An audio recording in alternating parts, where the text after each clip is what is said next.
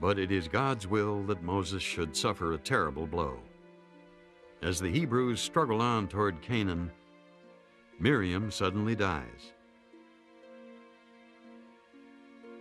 We can ask ourselves, what might Miriam's death have meant for Moses? The death of his sister, his loved one, his rescuer, way back when he was an infant, the one who brokered his adoption with Pharaoh's daughter, the one who'd been with him through thick and thin.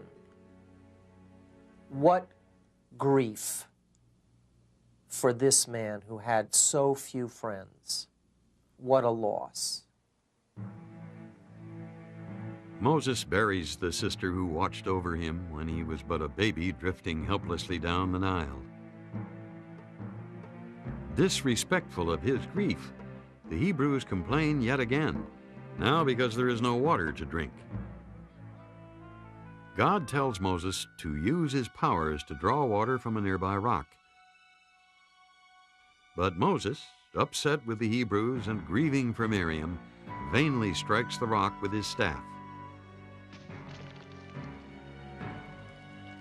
Water flows from the rock, but the Lord is angry at Moses for publicly disobeying him. Soon after, he issues a grim command to Moses. The Lord said to Moses, "Take Aaron and Eleazar his son, and bring them up to Mount Hor, and strip Aaron of his garments, and put them upon Eleazar his son, and Aaron shall die there." Numbers 20:22.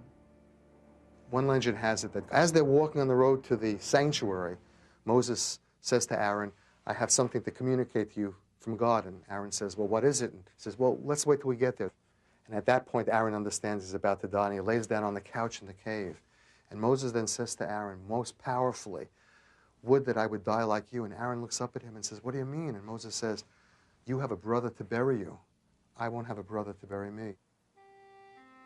With his brother and his sister dead, his wife and children long forgotten, Moses has only God.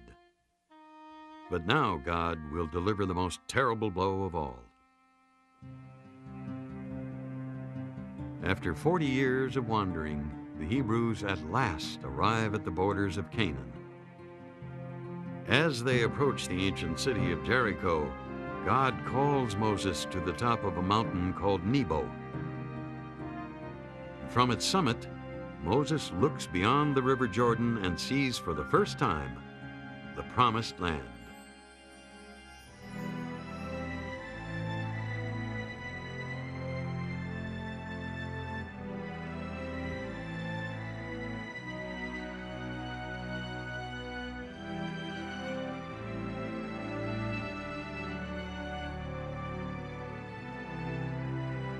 Now God tells him that because he disobediently struck the rock after Miriam died, he will never enter the Promised Land.